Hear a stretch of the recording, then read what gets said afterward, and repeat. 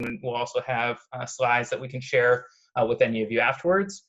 If you guys have questions throughout, we do ask that you post them in the comments, and then I'll address those in the Q&A session at the end.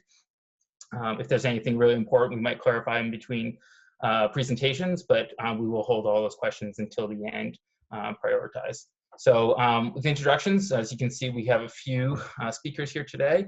We're going to start with Max Paquette, who is a PhD in biomechanics at the University of Memphis. He was an elite distance runner, steeplechaser himself, is married to another very elite runner as well too, Lauren Paquette, and has done a lot of research in kinesiology and biomechanics, and is the head of the Human Performance Center at the University of Memphis.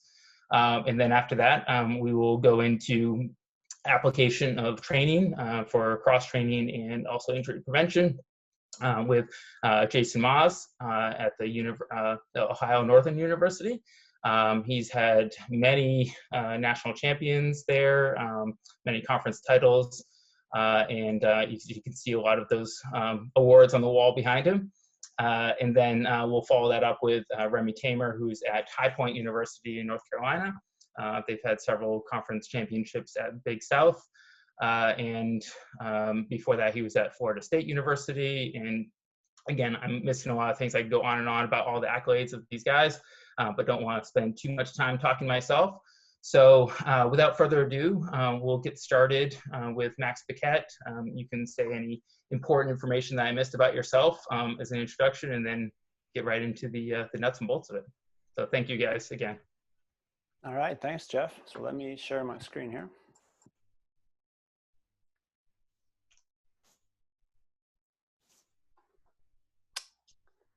All right.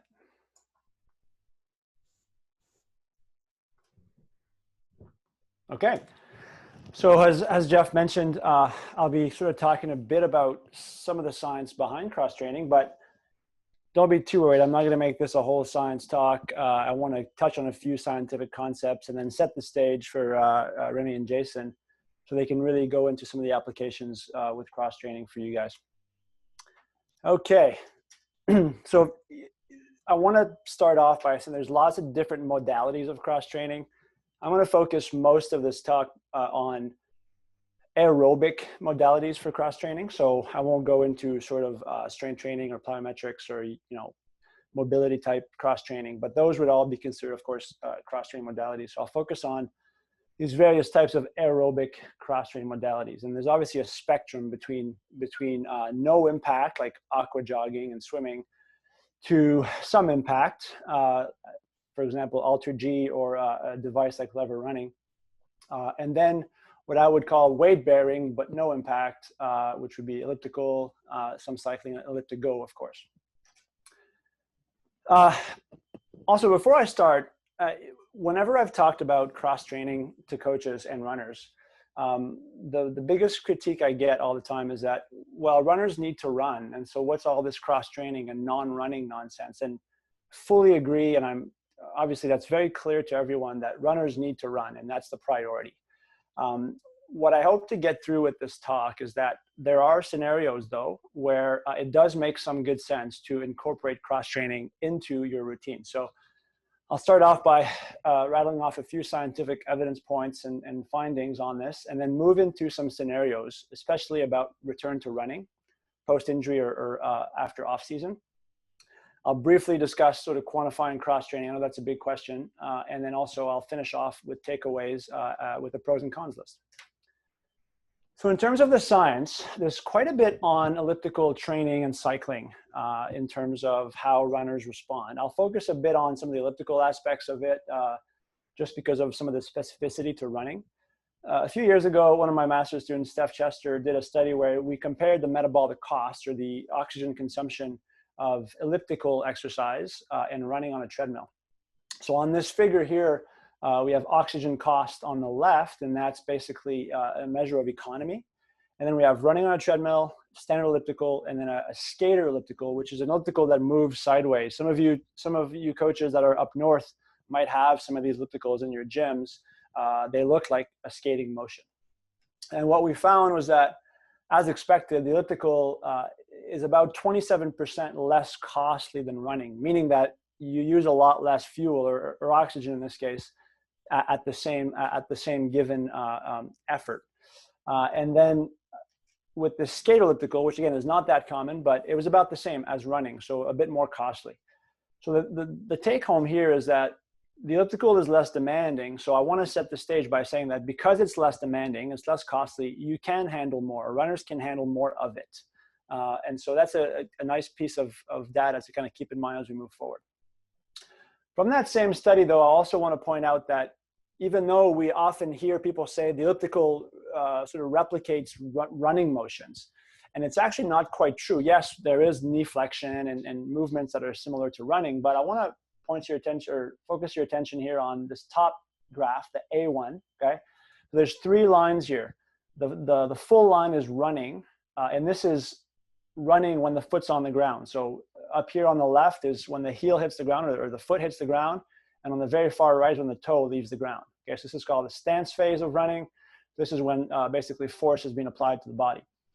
So in running, you'll notice that the curve goes downwards initially, which is more flexion. The knees always flex, but in this case, it's more flexion, and then towards extension towards the end. If you look at the elliptical, the dashed line, we actually go towards more extension in the load acceptance of the stance phase. So those are vastly different motions that occur in the lower limb. And that's important because the mechanical stimulus to the body is different, okay? And the same thing with the lateral elliptical here, which I won't touch on too much because few people have access to this, so I'll just kind of skim over that, all right? That's what I want to point out, is that the motions are different, and we need to consider that in terms of the mechanical loads that runners undergo. In terms of training effects of cross-training, so there's been 2 studies that have been done recently, one from Ian Klein in Ohio, and in this study, which is really interesting, it was an 8-week study, so 8 total weeks. And what was cool about this study is that there were basically interventions of 4 weeks each, 2 blocks of 4 weeks. So there's all the same runners, okay, but they were separated into 2 groups.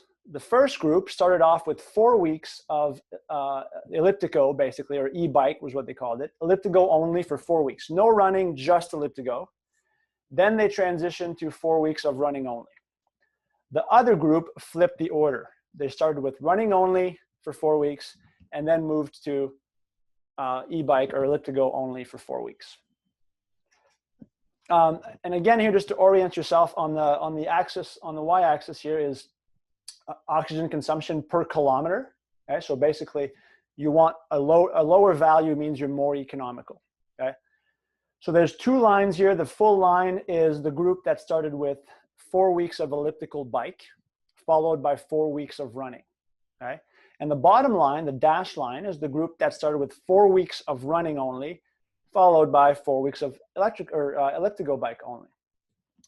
So what you notice here is that the group that started with the cross-training first, the elliptigo first for 4 weeks, followed by running for 4 weeks, was the only group that showed an improvement post-running. Okay, so about a 4% increase. So I guess you could say buy new shoes or do some cross-training for 4 weeks. But so the take-home here is that cross-training only preceding full training, running training, led to larger improvements following the running training.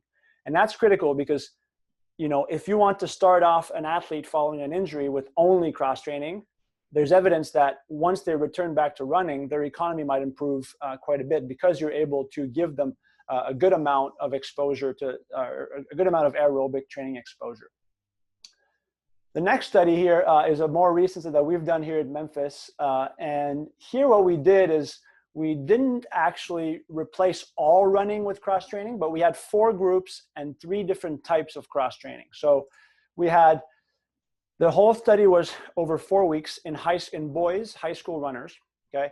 And all we did is for 3 of the 4 groups, we replaced 2 of their easy runs with cross-training only. So the workouts were the same, the races were the same, but we took away 2 running easy sessions, and we replaced them with either elliptical training, outdoor cycling, or elliptigo training. The 4th group was running as usual. So we tested oxygen consumption as well. And also we did 3,000 meter time trials on a cross-country loop. So this wasn't on the track. The y-axis here is a % change between post and pre. So a positive value, which they all are mean an improvement from start to finish of the 4-week period. The black bars are the oxygen consumption, okay? So they're, that's on the left, the black bar. And then the gray bars are the 3,000 meter time trial performances or % changes. And no need to worry too much about the magnitudes, but the point is that everybody improved. To some extent, sometimes a little more when cross-training was used instead of some easy runs, okay? And it's possible that, you know, the improvements from that had to do with the preceding training for this group, where they might have been tired, and taking away 2 running days just made them a little more fresh enough to see these improvements in the cross-training groups. But the point here that I want to make after all this data, I wanted to show you the data, but really in one sentence, is that by using cross-training for 4 weeks in these cases, and some of it was not all the time, it was just 2 days a week, there were improvements or no changes in terms of economy or performance. And a no change is a really, really important finding, because no changes when you replace running with cross-training is a positive finding, especially when the goal is to maintain performance or aerobic capacity during a period of injury or early season, for example, or around an important competition even. Okay, so that's an important take home here, is the evidence is there. There's more data on this. I just wanted to show you 2 more recent studies that are pretty relevant to the audience here. So that's the science. Let's move on to some scenarios. Jason and Remy will go into some specific cases with their teams, with specific examples and schedules. But I do wanted to kind of give you some ideas as to when things might be valuable and when you could incorporate some of these things logically and based on some of the scientific evidence. So the first thing is more about maintenance. I've already touched on this a bit, but especially around injury. So a lot of people sometimes, you know, you get around an important competition and there's an injury. It could be a lower high-risk injury, but there's always a decision to be made. Do you back off and stop and don't compete? Or depending on the time left and the severity of the injury, you can make a decision to continue with race plans. Now, I want to point out that, of course, there's no competition important enough to risk an athlete's health. So here I'm referring more to those lower risk injuries, like a stress reaction, for example. Although sounds dangerous, it is a low risk injury, especially around the tibia. Of course, it can develop into a higher risk stress reaction or bone stress injury, but there's a grade here, a spectrum on these bone stress injuries. So the idea is that you can replace some of the running, especially the low intensity running, with cross training, and maintain some of that specificity by touching the track or touching some faster sort of intervals, shorter intervals, to keep sort of that same mechanical load stimulus for the athlete, so that when they do race, they're not absolutely trashed when they're done. So that's important. And I would say in this case, based on the evidence, replacing easy aerobic efforts is valuable. Sickness is a bit of a kind of touch and go, but depends on the severity, of course. But often when an athlete is sick, you can back off some of high intensity stuff and just do easy runs. And depending on how they feel, and they might not be around the team or something like that, they could do some easy cross training as well, just for maintenance of aerobic efforts with low costs of movement. And then also with regards to planned rest and recovery. So there are times, especially around heavy training periods, where we tend as coaches to, you know, just back off intensity and keep athletes running. And there are times where there's some value in completely pulling off for a day or two and giving some especially younger athletes and those who are predisposed to injuries, some time to cross train at lower intensities. So of course, it depends on why the rest is needed, if they're overreaching or overtrained, or if it's mental.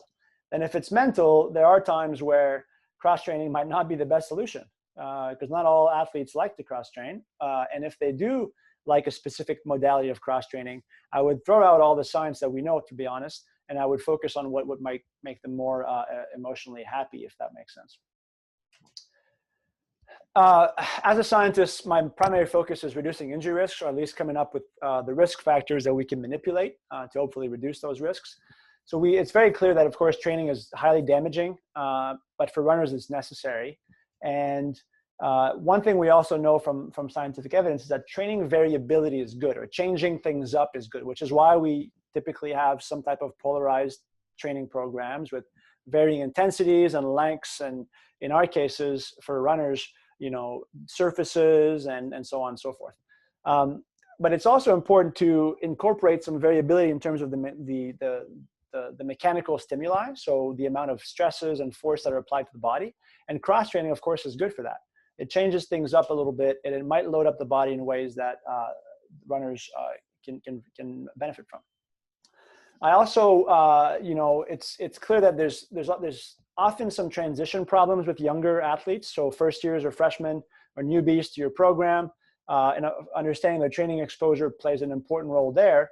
And in this case, it's valuable to, as an athlete transition to your program, to consider a faded cross-training approach with exposure. So going from more cross-training to less in a faded manner, and I'll show you an example of that in a second. But there's a lot of value there. And finally, from an injury standpoint, we know that the only true predictor of running injury is previous injury. Across the board in scientific evidence, I'm a biomechanist, and even the biomechanical variables are fairly poor predictors of injuries. There's always context and nuance, but previous injury is far and away the only predictor that we can, solidly say is always going to predict, or at least highly increase the chances of injuries.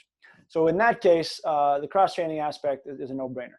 Before I go into an example, I want to show you what I mean by faded exposure, which is, a very simplistic concept, but on the X here, I've got the first, second, third, and fourth weeks of the months of June, July, August, and September. So basically June 1st all the way to October 1st. And I know some of you don't have contact with the athletes in certain times here, but this is an example of an early season or post-injury or newbie to your program, starting off with a 50-50 breakdown of whatever or however you quantify training load. This doesn't have to be mileage. I'm happy to talk about that after the thing about why using mileage might not be the best approach to monitor training, not prescription, but monitor it. But whatever you use for quantifying training load, you could start off at a 50-50 with those particular athletes, and then obviously fade back to full running, and then sort of continue to cycle through that until you're in full running mode.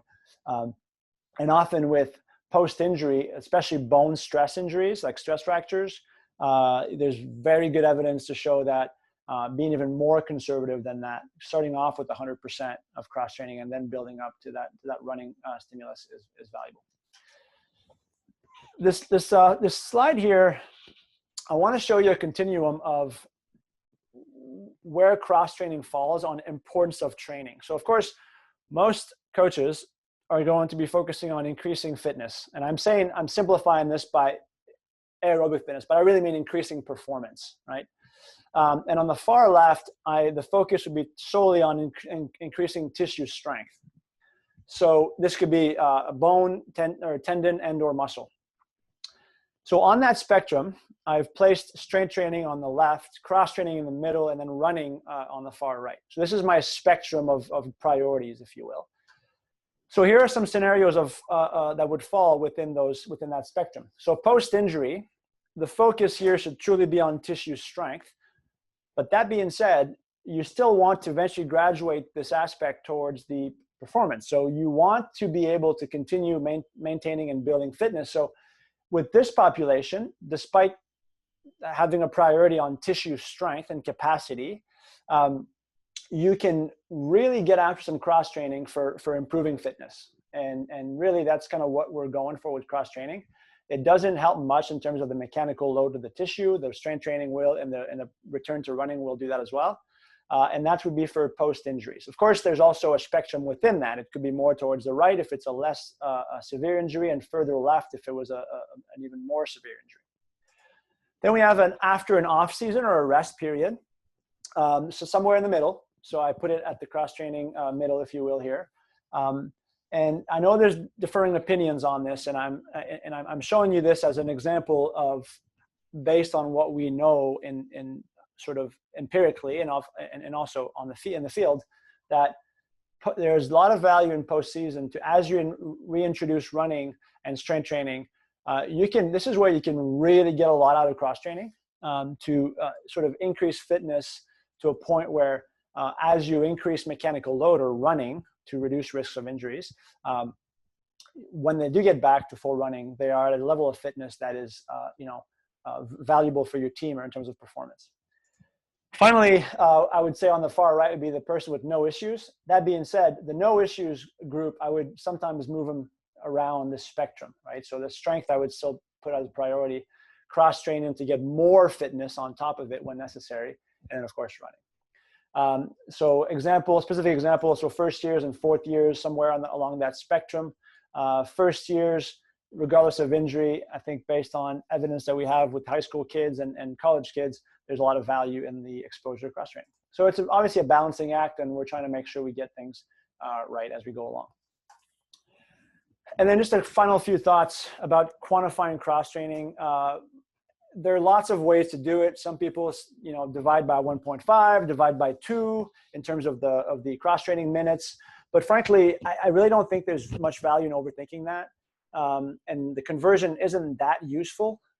Just know that you can do a lot of cross training and you're still not imposing a lot of mechanical load. And from an injury standpoint, that's what you're trying to manage as well as possible. So you can cross train all day and you're likely not going to be able to damage the tissue to the extent that you would with running.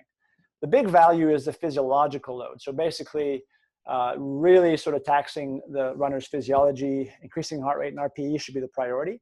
But I wouldn't necessarily focus on, well, I cross-train for 45 minutes. That's half hour worth of running. It's not really. It's it's 45 minutes worth of aerobic exposure. It's not even close to worth 30 minutes of running from a mechanical standpoint. So I wouldn't worry too much about that, frankly. All right, finally, just to summarize everything. So cons of cross-training. So low specificity in terms of the mechanical stimulus, different joint motions and coordination. That's an issue because if you, of course, do too much of it, the athlete might lose some of that sort of neural drive, if you will, and coordination that is required in running, especially middle distance runners and long sprinters. So there's obviously a consideration where doing too much of it, you lose something somewhere else. So that's why I said earlier, when you have cross training and someone that's injured or tapered or something like that, you still want to touch on some specific aspects. Okay. Something like the elliptical and the ELLIPTIGO, they do have the motion of running just at different phases of the load acceptance. So you consider that in terms of returning back to running. The negative beliefs, of course, I've heard countless times runners say, I'm losing fitness when I'm cross-training. Well, it's kind of on us as coaches to educate the kids or the runners and make sure they understand and they trust why you're doing this and the importance of it, which is where the science comes in handy, especially at the college level. A lot of kids are scientifically driven. They want to see the data. So sometimes it's valuable to show them that, but there's value there in educating them in the value of it. And finally, the negative emotions aspect to it. So people get bored. They fear of missing out with their team. So, mixing things up and sometimes catering to the ice a little bit with giving them some cross-training modalities that they like. The pros, hopefully that was clear though in this talk, was that obviously the aerobic maintenance is key. Because the mechanical load is low, you can really crank up the physiological load, which means you can do more of it. And you can take that to your advantage, especially if you periodize that well and program that well with some running specific aspects in the early season. And then of course that gentle transition from not running to running, whether that's an early season, which is lower risk, but still a high risk part of the season, and then post-injury, and depending on the severity, that can be done. And we know there's evidence that if you precede a running program with some cross training, there is evidence that there might be some performance or metabolic improvements following the running training. So to me, there's quite a bit of value there, and so I encourage you guys to think about those things and incorporate that if you can, if you aren't already doing that. All right, so enough from me. I'll pass it on to Jason and Remy to talk about some of their applications with their teams moving forward. All right, great. Thanks, Max. For any of you guys that are just joining us, we already have some questions coming in, so thank you very much. We are saving about 15 to 20 minutes at the end of this to go through those questions. So all three of our speakers will stay on for that. So continue putting those in, and then I'll bring those up at the end. But right now, we want to get through the speakers, so we're going to switch over to Jason. Again, Jason is at the Ohio Northern University, and I'll let you take it away. Yep, thanks, Jeff, and appreciate you having me on here. And Max, that was really good stuff. Hopefully, I can draw some connections here. With Max and some things that we've done here. Ohio Northern. I'm going to try to share my screen and see if we can go through some of this stuff here.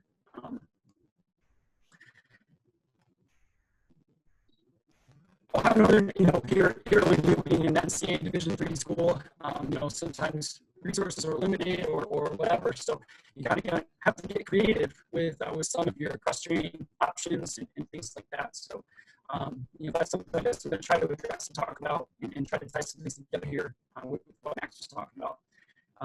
Max kind of brought these up, and these were kind of the things that I thought of. It was kind of neat to see how our ideas kind of coordinated.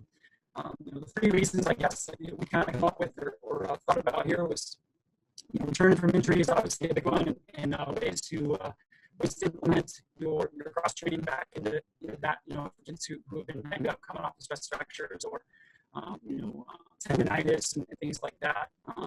So we've been pretty fortunate, to have some resources to be able to bring some kids back.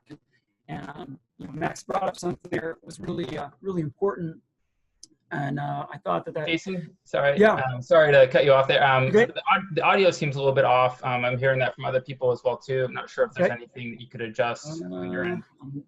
Not sure. Do I need to sit closer to the mic or something maybe? That right along that last sentence sounded a little bit better. Does that help if I'm a little closer? Sounds good right now. Yeah. Okay, we'll try that. I don't have a microphone like Max had, so. No, you're good now. Thank you. Okay, sure. Yep. So, yeah, let me see here. But, yep. So yeah, the idea is to return from injury and kind of find ways to bring kids back and implement some of these forms of cross training that we have into the program. One other thing that Max talked about too is additional volume. Specifically for younger kids coming into the program and things, is a way to try to increase volume, with trying to reduce the amount of risk of injury along the way. Especially for young athletes, our freshmen and stuff, maybe coming from high school programs that, weren't used to a ton of mileage or things like that. So we try to implement some of these training mechanisms, to help keep kids healthy and keep them competing, which is obviously really important. Not because that's what they want to do, right? And then injury history and prevention, and Max talked about that too. Kids coming in with pre-existing conditions or, situations from high school or whatever that they had already had, trying to find ways to keep kids healthy. One example we had here a few years ago at ONU, I had a young lady that came in out of high school with, she had several stress fractures in high school. She comes into my office as a potential athlete, wants to run in college, and you have to sit down and think, man, there's got to be a way that we can keep her healthy or find a different way. So we implemented some things with her over the years. We started out her first year, she was only running workouts and races with us, and then everything else was done, on an elliptigo or on an elliptical or in the pool, until we could build up some strength and through athletic training and support system that we have to be able to get her, to a more competitive position. So by the time she graduated, she was running 5 days a week and only cross training 2. And we made it through her career, with very minimal injury. So, I think that's some proof in how some of this stuff kind of works or can work if you can get, some kids to buy in and believe in the things that you're doing, can certainly work for them. So that's, I think a big part of this is the buy-in and the trust, which Max was talking about was really important. So, and then, like I said, something from,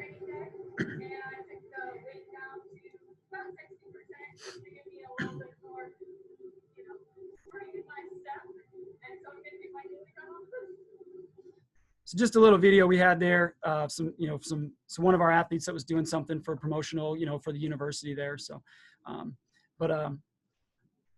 when I started here at ONU 19 years ago, we only had a few options on cross training. We had a swimming pool, we had an elliptical, and kids had bikes. So we were kind of limited. And over the time, our options have kind of grown, because it's important, for the program. So fortunate enough to have 2 elliptigos that we can use on a daily basis, and we'll kind of get into those a little bit more. And we just recently got a gravity altering treadmill. We went with Boost.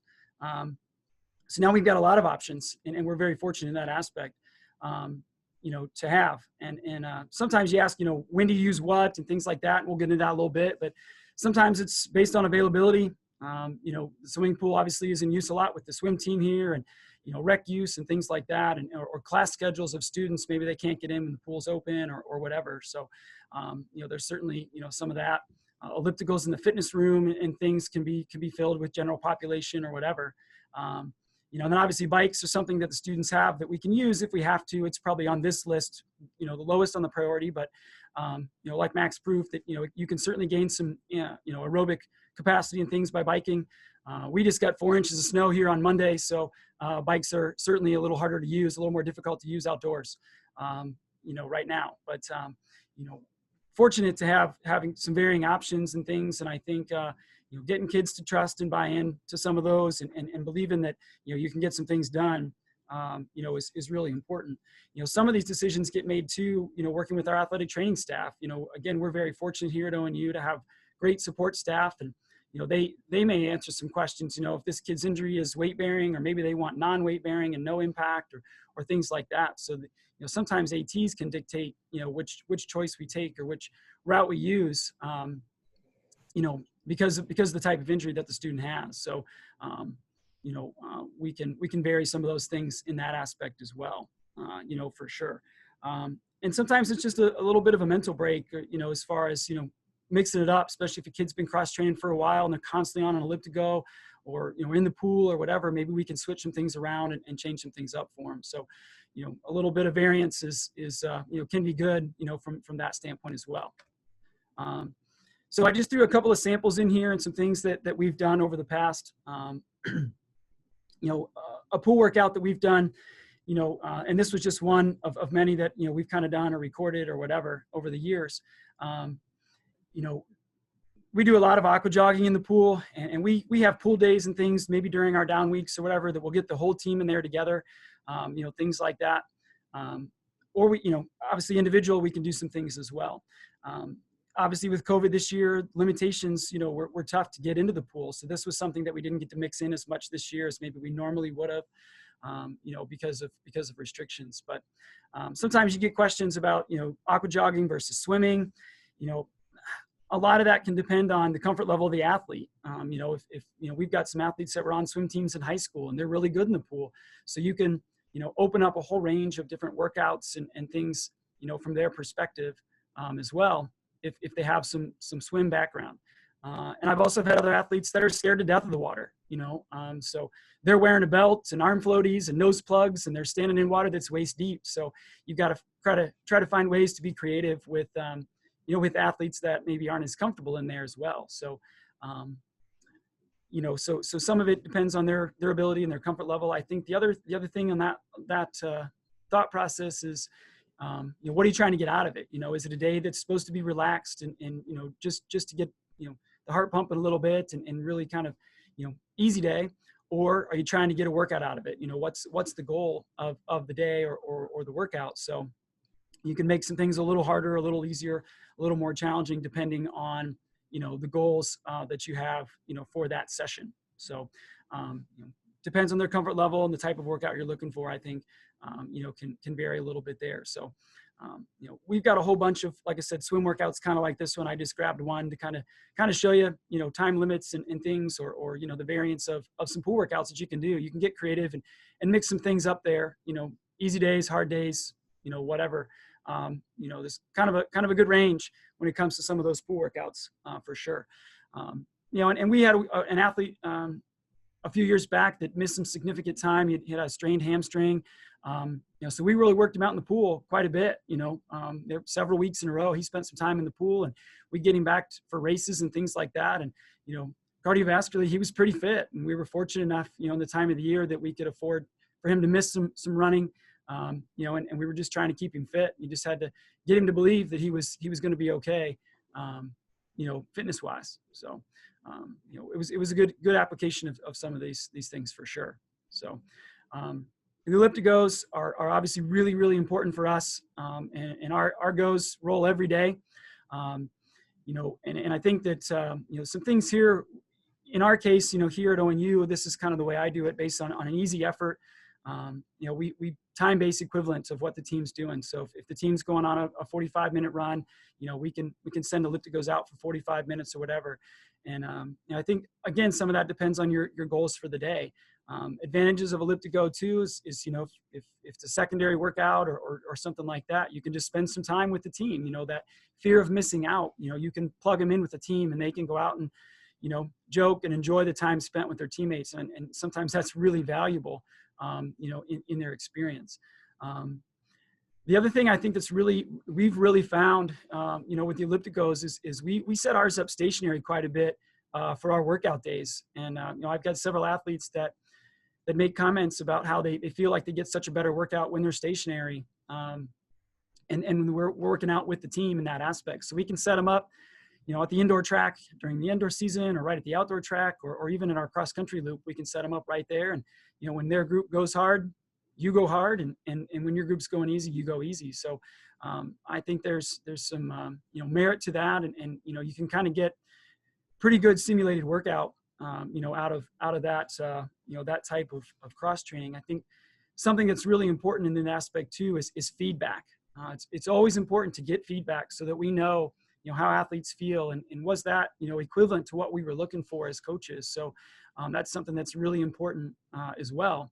Is to make sure that we get some feedback so we can evaluate, how we're doing. Maybe in the future I want to add some more time or cut some more time off or whatever. So that's really important. Just like you do with your athletes who are running the workout, you want to know where they are and how they're feeling. Same thing goes for your cross trainers, is to ask and get feedback and input, for sure. So again, a couple of time, simulated workouts here that we've done, or some things I included, the warm up, the cool down, and then, a hard session, right? 4 by 7 minutes, hard effort, something like that. If we're out on the cross country loop doing 2Ks or whatever, you can simulate that right along with your pace group. And something that's unique here too, I know there's probably a lot of distance coaches in here, but we've used these a lot indoors with our sprinters as well. We can set them up stationary, and we can really allow sprinters to crank, and things on elliptigo, that's set up stationary as well. So we've implemented them not just for the distance group, but also some of our long sprinters and some short sprint stuff there as well. So it's something that it's a tool that can be used across all groups, which is a blessing in that aspect. Good bang for your buck if you can get several athletes through workouts a day, on a unit like that, for sure. So like I said, our ellipticals roll every day. And you can use them across a lot of different groups, for sure. And we can send them out on the road or stationary or whatever, and you can kind of get creative with some of those workouts there as well. For those of you who are unfamiliar with Northwest Ohio, there aren't many hills here, so that's something that we would love to have, and you can certainly utilize them there. But we do have a lot of wind, so there have been times we've taken advantage of a windy day. And if you've ever tried to ride an elliptigo in the wind, it's pretty challenging. You're standing up there like a big sail. So that can create a pretty good workout as well. Finding ways to utilize some of those things. So and then the Boost treadmill, is something that we just got. It's fairly new tool for us, and we're still certainly learning how to use it here at ONU. We've just got it since last spring, so it's new to us. 3 metrics that you can change: speed, body weight, and incline.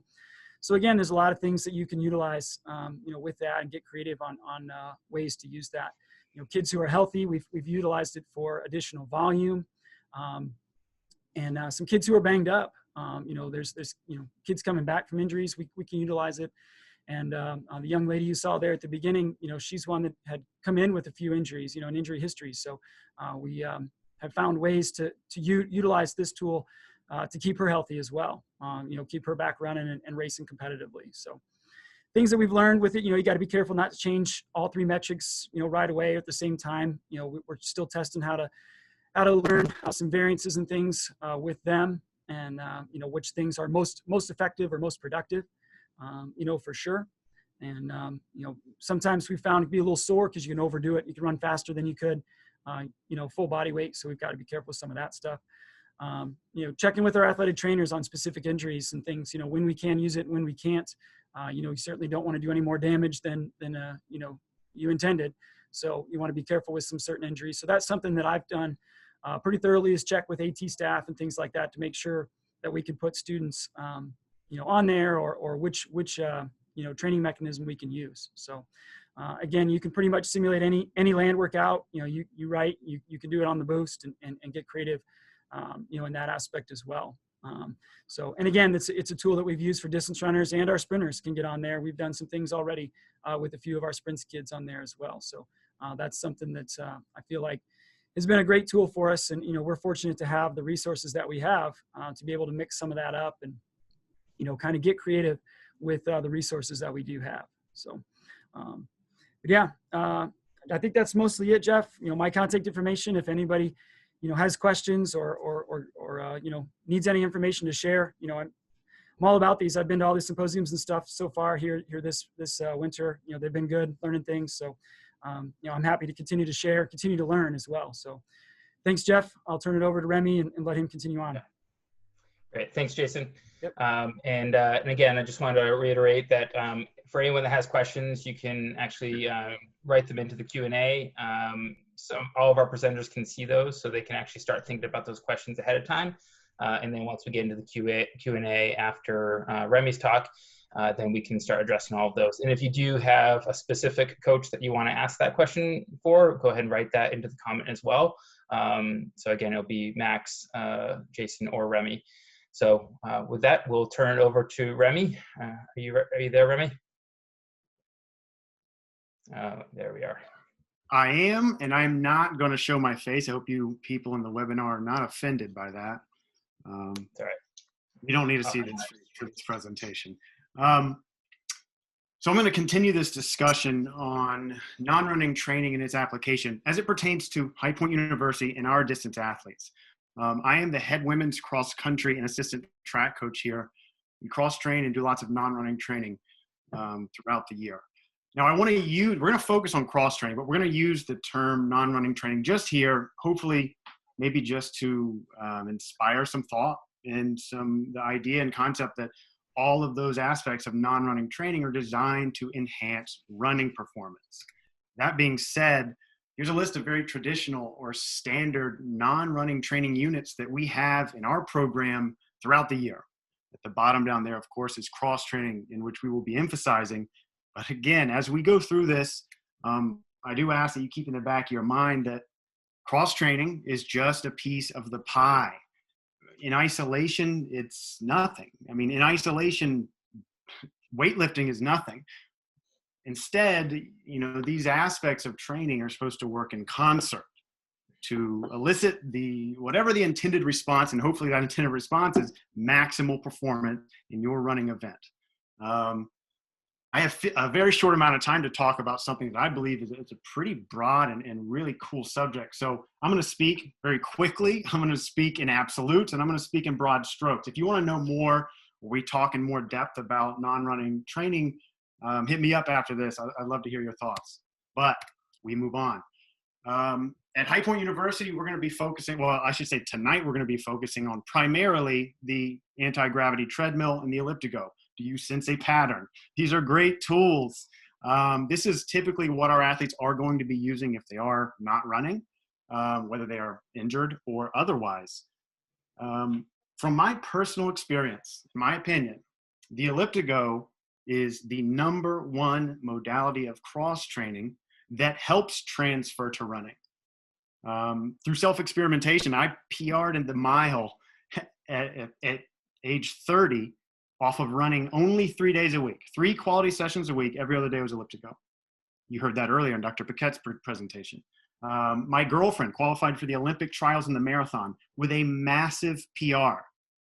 and 70% of her training volume at that time and leading up to it was on the elliptigo. I don't know how many athletes I've coached who have run at their best, set PRs, won conference titles, qualified for NCAA first round, with up to 50% of their training volume spent on an elliptigo or otherwise. Cross-training obviously is important. And in this case, I believe that these two modalities fill the spectrum of what a runner, or I should say in specifics, a distance runner needs to bridge the gap between cross-training and running. Let's get into it. Here you will obviously see my car in my front driveway. I want you, as I speak, and hopefully this is helpful, to think of your athlete as a race car. Using that metaphor, too, under that umbrella, it's made up of two supporting components, this race car. The engine, the horsepower of the engine, the thing that moves this car forward. And then the supporting components, the chassis, the wheels, the suspension, the tires, all of that. The things that allow that engine to express its power. And we're going to come back to this, and I'm going to use it a little bit, but think about it that way. We talked about this. The gentlemen before me are very experienced, and they spoke very well about this. So we're just actually going to skip a lot of this stuff. We're going to go straight to our philosophy and how we apply cross-training, how we see it, and how I see it as a coach. As you can see, our philosophy is wildly deep. Be sure to write this one down. But I think the simplicity of this idea sometimes gets lost in the maze. Whenever you are prescribing cross-training, the goal is running performance. Our goal is not to make our athletes the best stationary cyclists. And especially as distance coaches, we always get caught in that idea as more is better. I mean, we got our kids running 2.5 hours on the elliptical. Great. Is it transferable to running specificity? If not, if you can't answer the question, how does this benefit running performance? You need to go back to the drawing board and figure it out. That being said, the way I view it, when I am prescribing cross-training, whether it's to an injured athlete or a healthy athlete, we're trying to stay healthy. You're trying to build fitness. Now we're talking the engine, the horsepower, the metabolic fitness that Dr. Paquette talked about, and mechanical efficiency and economy, or just better put, use of your structure, your body. So again, the engine and the supporting mechanical components of that car. Below you will see, the four traditional components that are determinants of performance in distance running. We've all seen this. Obviously, these are broad strokes, but we're going to hit it on this presentation here quickly. Lactate threshold, VO2 max, the fractional use of VO2 max. I am going to be looking at using the elliptigo to achieve relative fitness levels or even exceed some of those fitness levels of those ideas. Those are systems-based training concepts. When I say systems-based, you know what I'm talking about. If you are a distance coach, we think of in terms of max heart rate and VO2 max and respiratory exchange rate and all these things that can be measured through RPE or blood lactate levels or maximum heart rate or percentage of heart rates. The final, economy, again, I want you to be thinking mechanical economy, moving of your body through space and time. That's where the Alter G comes into play. Let's talk about it. The elliptigo. See that beautiful Ferrari engine up there? That is what we're talking about. We're building horsepower in our engine. The metabolic fitness is built on the elliptigo at high point. Again, you see systems-based training up top under quotations. Take it with a grain of salt. I mean, the training theory is much more nuanced than just training different systems at times, I believe. However, that's how many distance coaches, myself included, like to conceptualize training. Right? Tuesday, you have a threshold workout. What does that mean? You run at your lactate threshold for X amount of time. You have VO2 max workout. You have lactate dynamic workout for a middle distance runner. What better tool to use than an elliptigo in our ideas? Whether it's stationary or on the track, we strap a heart rate monitor to those athletes and we can achieve the intended intensities of just about any type of training program. Great for the engine.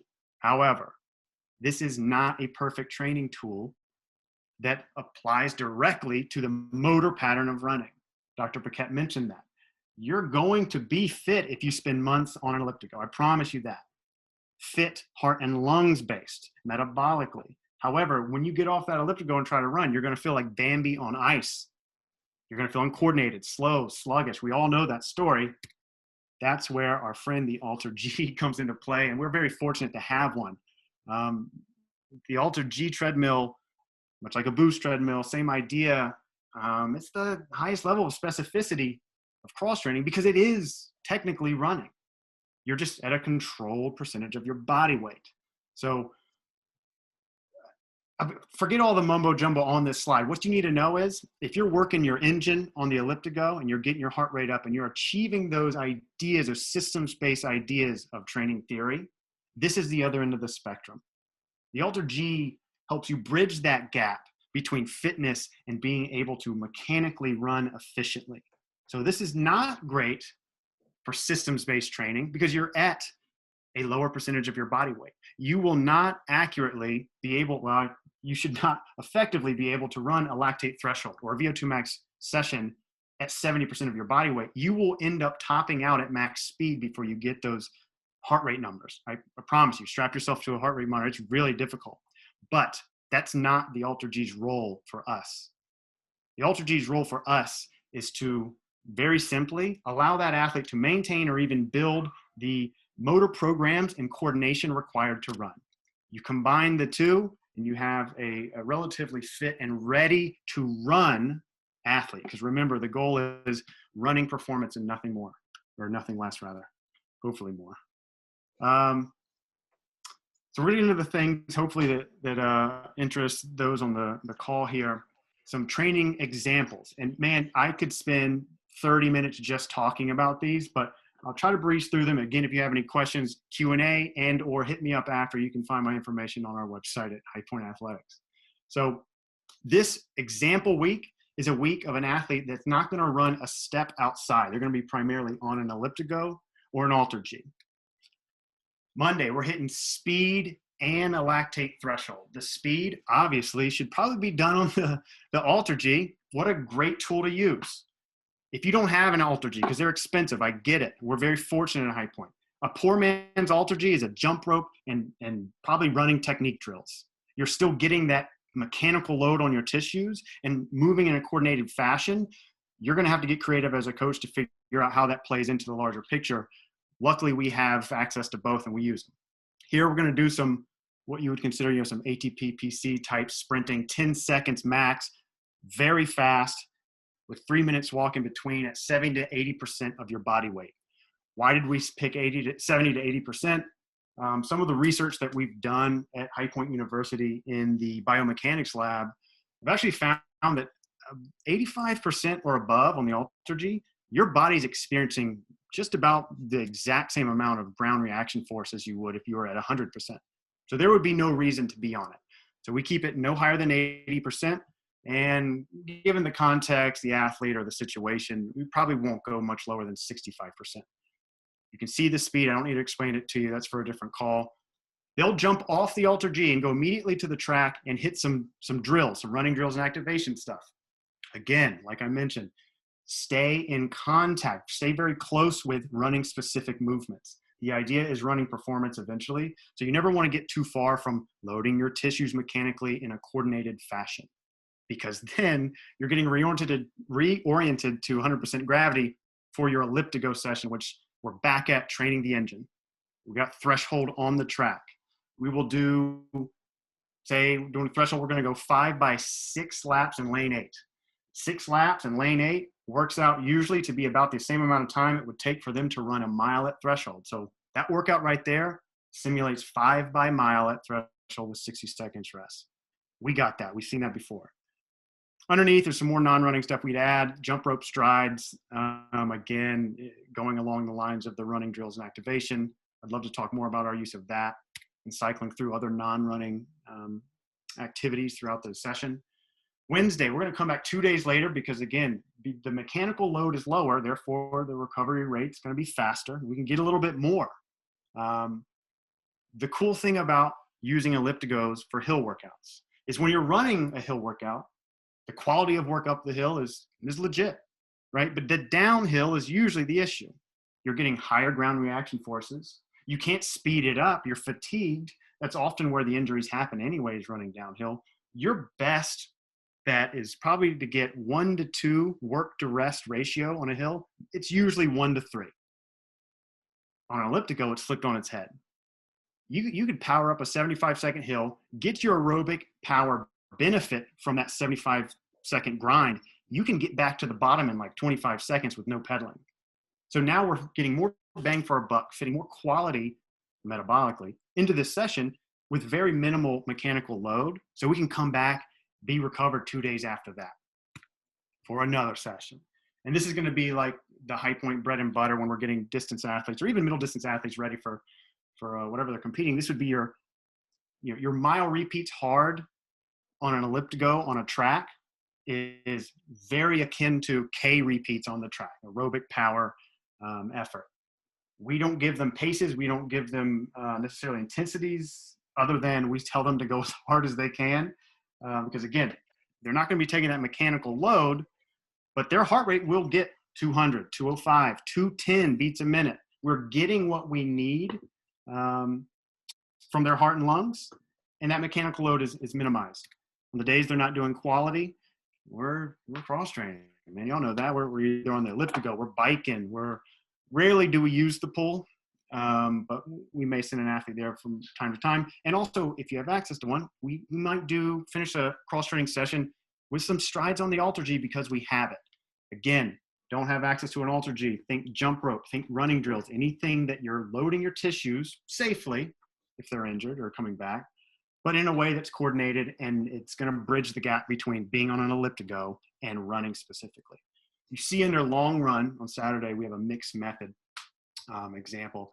Rarely do we just send an athlete out for just a 70-minute bike or 70-minute elliptigo. Often we will have them cycle through variable cross-training stimuli just to allow their body to adapt a little bit to more broader ideas and movement patterns. So instead of just going maybe 75 minutes of an elliptigo, they might do, rounds of 5 minutes bike, 5 minutes elliptigo, 2 minutes jumping rope, and 1 minute running drills. And they just do cycles of that. They move from one to the other quickly so their heart rate maintains an aerobic level or whatever we're trying to achieve, but they're also moving their body in different ways, again, helping, I believe, the transition back into running because that's the goal.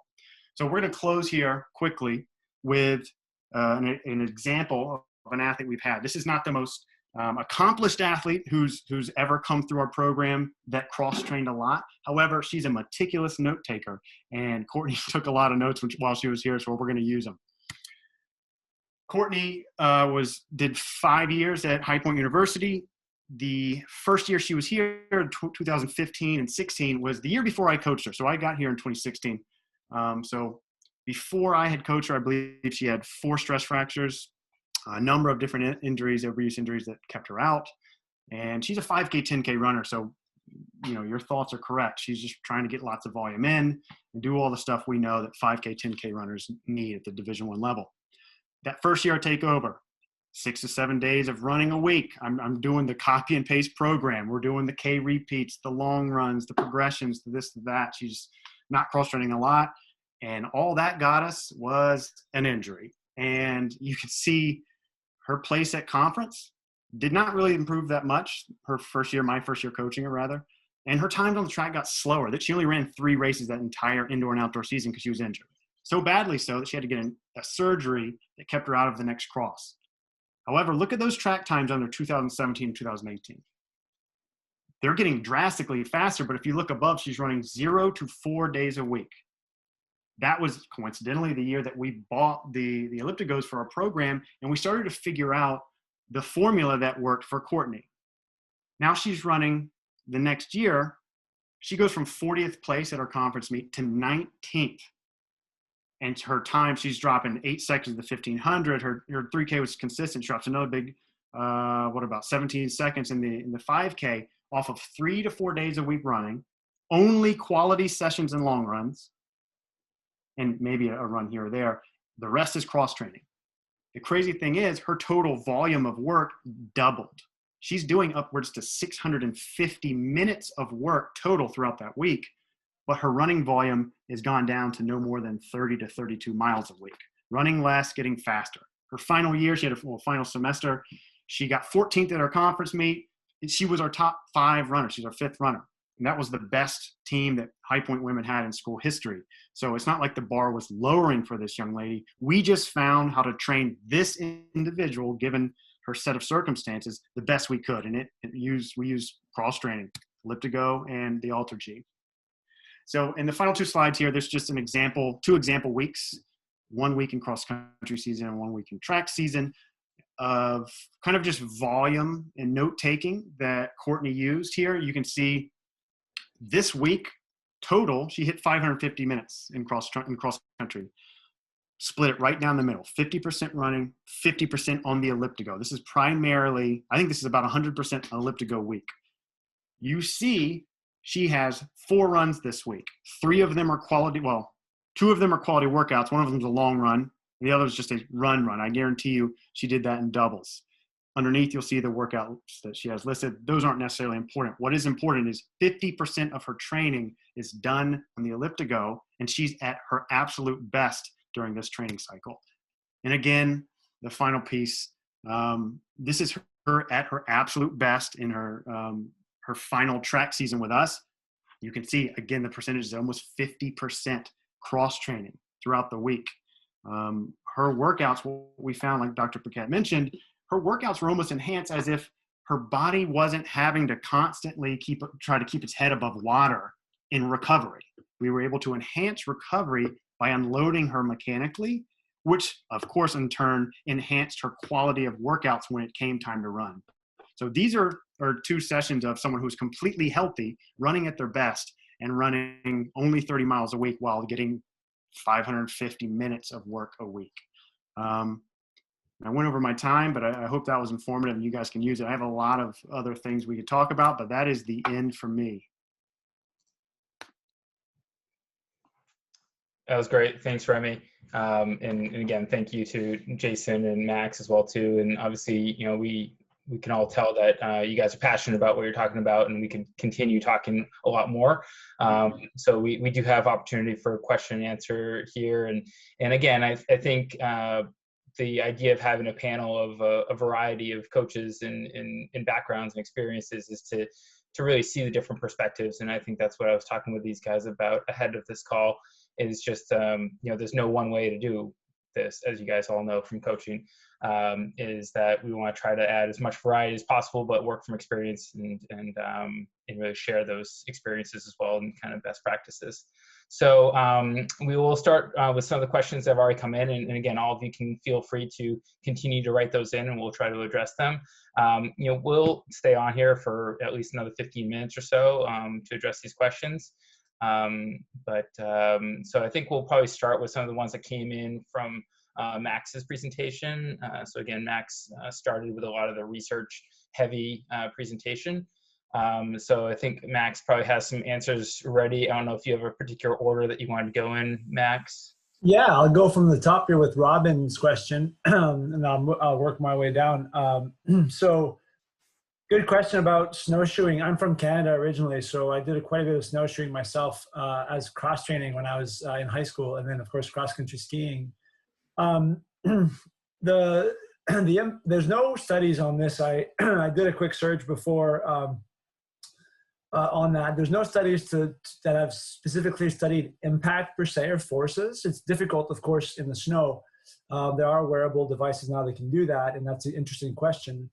But the primary thing about snowshoeing is because the snowshoe has such a large surface area, even if the force is the same, the pressure of that force below your foot would be less. So that's a good thing. And I've never heard of a snowshoeing stress fracture before.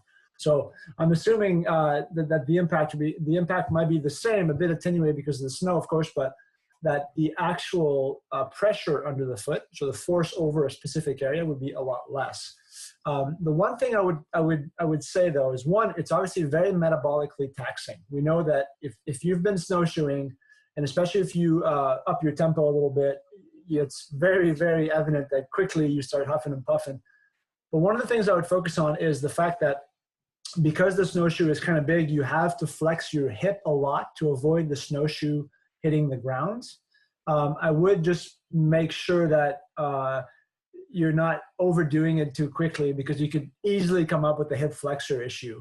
And that might be a bigger problem. But if you don't have those problems, then I wouldn't worry about that too much. But I do like the question, and I might have to tell some of my colleagues up north to maybe throw in some force sensors and some snowshoes and see what the forces look like, just so we can have a more empirical idea of that. Hopefully that helped. Let's see. The other one was about economy from Russell. Russell, I'm not sure if you're still on, but I did show, I'll just pop up the slide again just to show you the economy slide I showed. If I can share my screen again, Jeff. Yeah, absolutely. Yeah, and Russell is still on. Okay. So I'll share my screen real quick. Let me just put that into presentation mode here real quick. All right, so you should see that now. So what I showed was that the economy on the y-axis here, so oxygen consumption per kilometer. The first study I showed was that when they had runners do 4 weeks of elliptigo only, followed by 4 weeks of running only, they found about a 4% improvement. I know it goes down, but you got to think of it as less oxygen consumption, meaning an improvement in economy. So you're using less fuel per kilometer, basically, which is more economical. So that was the primary finding. So which is why I concluded saying that if you're going to incorporate cross training with your athletes, especially following an injury or a period of rest, there's really no, from a performance standpoint or a metabolic standpoint, there's no detriment in doing only cross training as they return to running, then followed by a full running schedule. Now, when I say full running schedule, I'm totally with Remy on this, that you can pepper your training, your running training, with all sorts of cross training to get additional benefits and varied exposure to really make your training complete. But that was the first study. The second study was in high school runners. We had 4 groups within the study. They all completed 4 weeks of training. In 3 of the 4 groups, there was an elliptical group, an ELLIPTIGO group, and a cycling group. Those 3 groups replaced 2 easy runs each week with cross training instead of running. Okay, the 4th group, the running only, just went along as usual. And basically, there's improvements in all the groups, with some evidence that some of the improvements were a bit higher in the cross training groups. And I mentioned that's probably because the athletes might have been a bit more rested from taking those 2 days out. But the point was that there were either improvements or no changes in economy following cross training. And so, I pointed out that no changes in economy following cross training is a positive finding, because you're not losing anything. And often that's what coaches and athletes are worried about, is that if you just cross train, you'll lose fitness, but you don't. And the evidence is pretty clear on this. And these are just 2 studies that are, as I said, more specific to college and high school runners, but there's other evidence on this as well. Hopefully that helps, Russell. All right. Yeah. Thanks, Max, for addressing those. That's great. We have another question from Robin as well too. So if maybe Remy or Jason want to take this one. She says, I have a young woman who I only run 3 days a week. Have to go 2 workout days and 1 easy day because her shins would still be too sore. She does do barefoot stuff, foam grabbing, single barefoot balance drills and things like that. Any advice on that? Do either Remy or Jason touch on that? Yeah, find yourself a good physical therapist who has a background in strength and conditioning. If you're experiencing shin pain, chronic shin pain, I can't give you a very good specific answer for that, but there's some great professionals that after taking a look at you, they can figure it out. However, if you're asking specifically how to incorporate, maybe you're gonna, like I mentioned, my girlfriend qualified for Olympic trials, only running about, I'd say 3 days a week, but reserving those days for quality sessions. And everything else she was doing was just to support aerobic conditioning and to make sure that those big quality sessions meant something, that they were meaty, that they got a lot of, she got results out of them. That being said, when you're not able to run, so running, like Dr. Paquette mentioned, running is the main ingredient. You want to be good at running, you better run. So if you don't have access to running, whether you're injured or otherwise, the ingredients you have to put together to equal a run is going to be more. You're going to have to add more, you're going to have to do more, and you're going to have to get a little bit creative. That answer is probably very vague, but I bet you we could find you somebody that could point you in the right direction. Happy to chime in a little bit here, if you don't mind. Of course.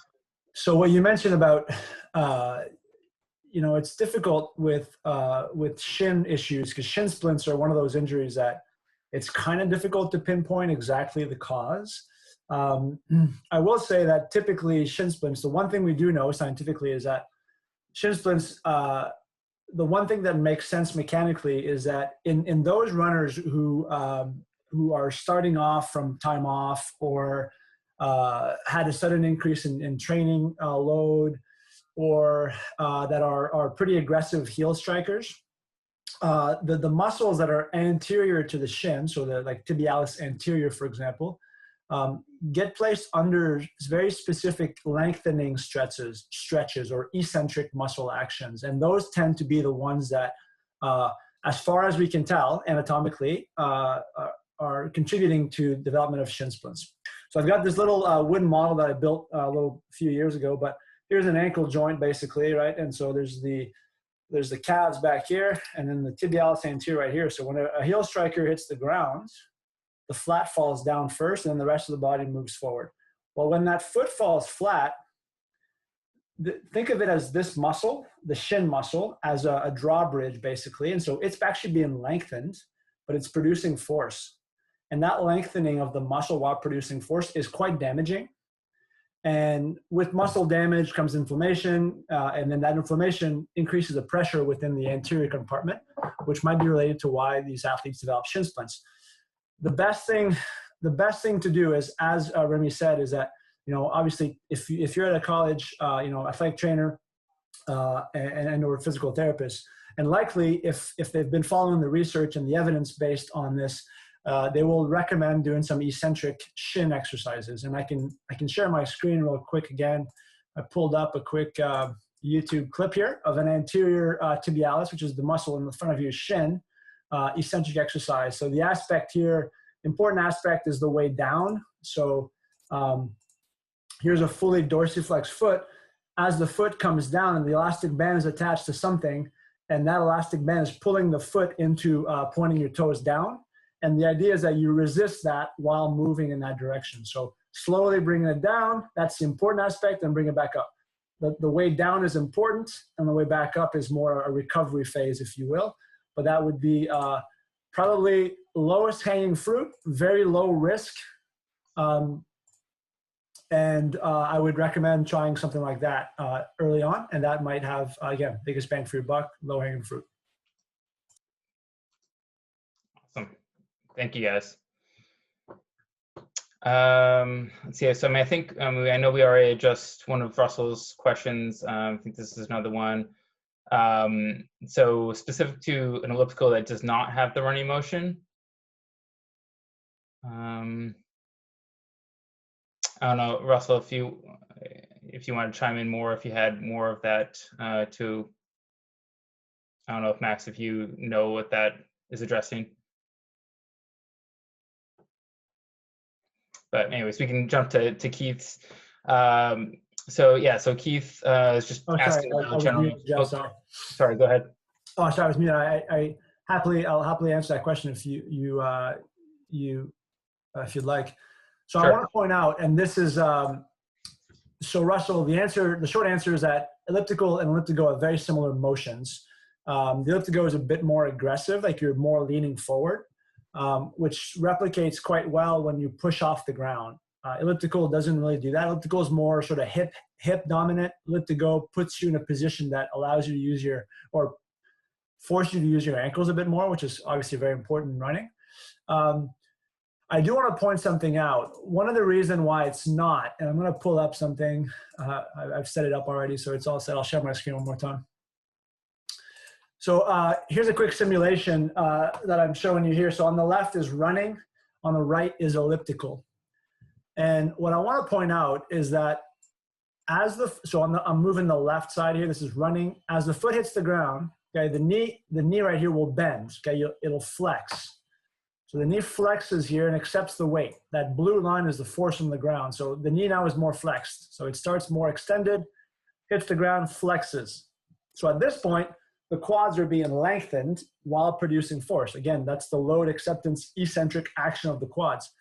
In elliptical riding on the right, you don't get that same type of eccentric action, because when you hit the ground, when you don't really hit the ground, but as the leg moves forward, there's a bunch of flexion of the knee, and then right up here is about the equivalent to where the foot would hit the ground during running. What happens here is that instead of flexing more, see how pretty well flexed the knee is? Instead of flexing more in elliptical motion, the knee now extends. See how the knee is extending?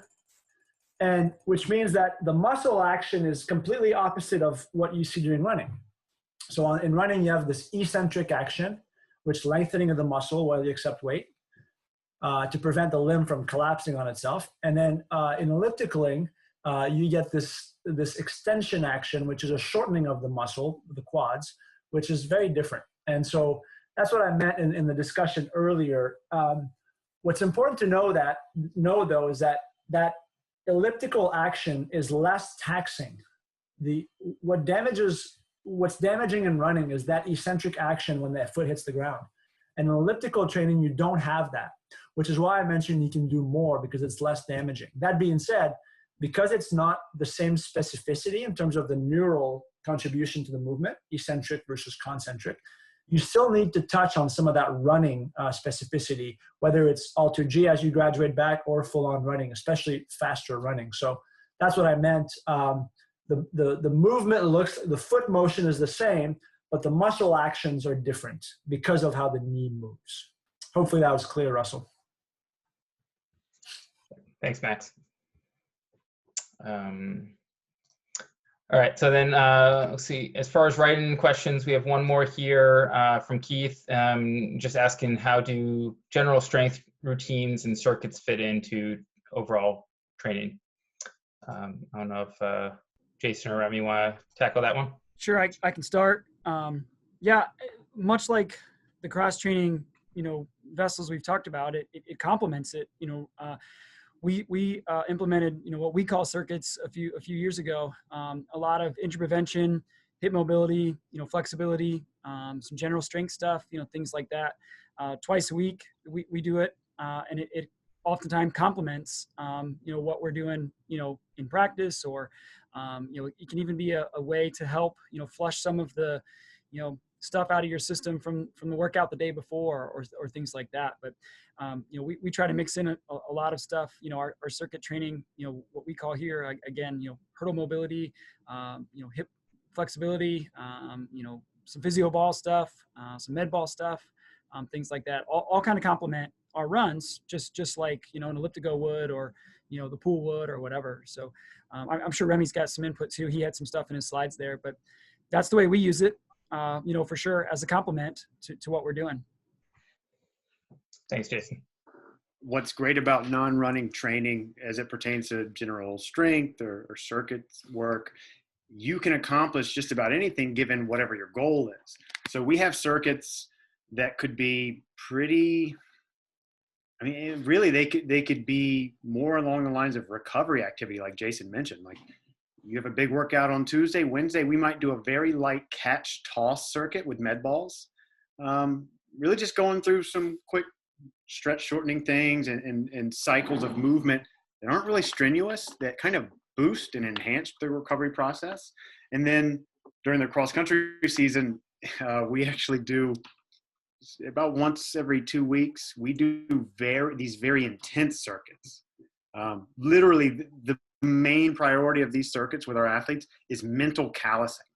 They don't have a lot of training transferability. We want them to suffer greatly doing physical work for about 5 to 8 minutes, and we'll do sets of that. We want to surprise them and tell them there's only 8 exercises and do 9 just to see what happens.